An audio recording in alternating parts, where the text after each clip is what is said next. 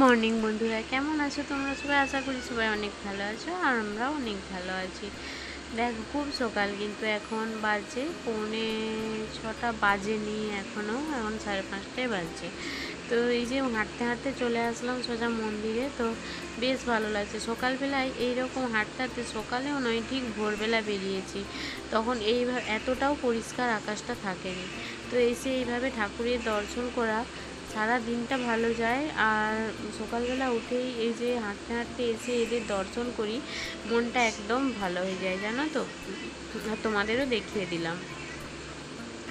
দেখো, আমার পুত্র এখন রাগ করে বসে আছে, নাকি কোনো কিছু চিন্তায় মগ্ন, কিছুই বুঝতে পারছি না কী ব্যাপার ওর। এই যে আবার বলছি বলে মুচকি মুচকি হাসি দিচ্ছে আর বসে আছে।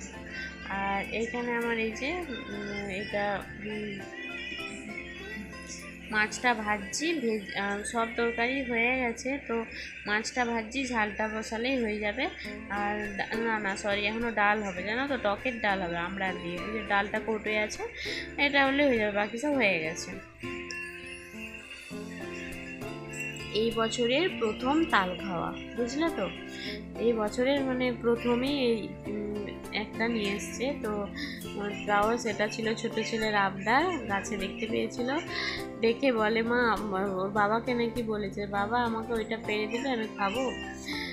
তো 8 বছর খেয়েছিল, সেটা মনে আছে, সেটা দেখেই বলছে আর কি।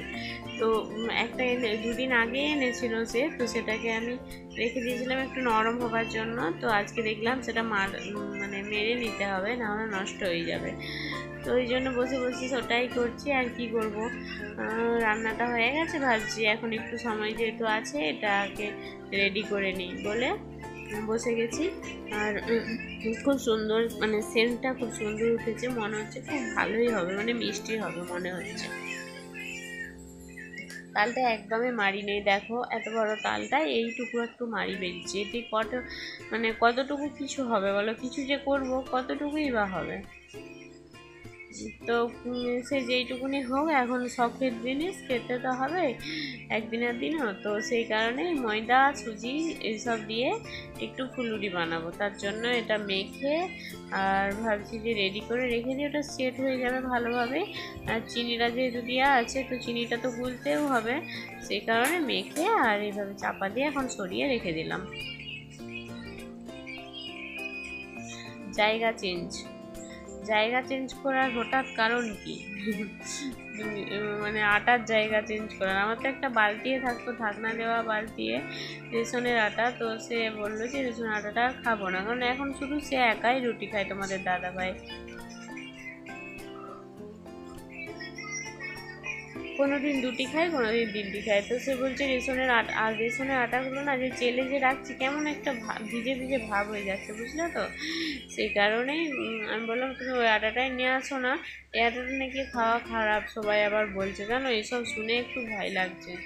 তো সেই কারণেই আমি বলে বলে এই আটা আনিয়েছি, এখন 2 কেজির মতো।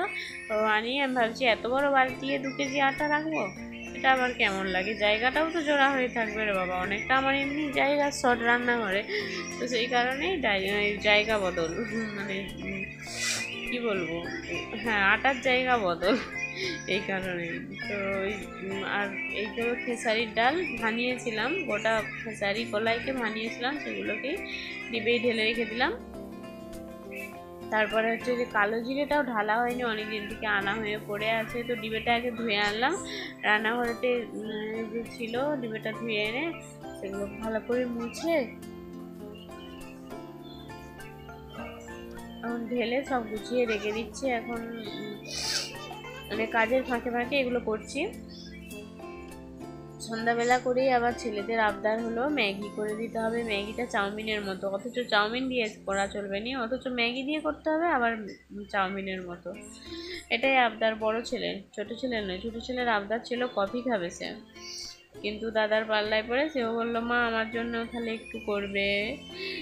তো ওই জন্যই করে দিচ্ছি এখন ওদেরকে, ম্যাগিটাকেই চাউমিনের মতো করেই করে দিয়ে দিই, ওরা খেয়ে নেবে, ততক্ষণকে আমি রুটি তরকারি সব করে নিতে পারবো ঝটপট করে। আর এই জিনিসটা ছোটো ছেলেটা একাই খেয়ে নেয় বেশ ভালোভাবেই, সেই জন্য আমার বেশ ভালোও লাগে করে দিতে।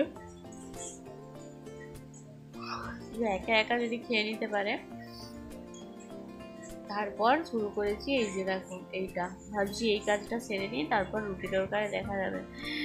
তো এই যে ঝোপা ঝোপা এখন আমি কড়াই দিচ্ছি, আর কল কল করে আমার এখন ভাজা হচ্ছে ফুলুরি। আর বছর বানিয়েছিলাম, আবার এই বছর প্রথম হচ্ছে। তো এই বছরটা খুব একটা টেস্টি হবে নি, কারণ তালটা তো এইটুকু ছিল, দেখেছিলে। ওটাকে আমাকে আবার জল দিয়ে একটু মাখতে হয়েছে, বুঝলে তো। ওটা যদি পুরোটা তাল দিয়ে মাখা যেত, তার যে টেস্টটা এই সেটা হচ্ছে এতে আসবে না, মানে একটু যে জল দিয়ে দিয়েছি এটাই খুব একটা আসবে না। তো এই যে লাল লাল করে আরেকটু ভাজবো কড়া করে, তারপর তুলে নেব। তো চলো, এই জিনিসটা কে কে খেতে ভালোবাসে আমাকে কমেন্ট করে জানাও।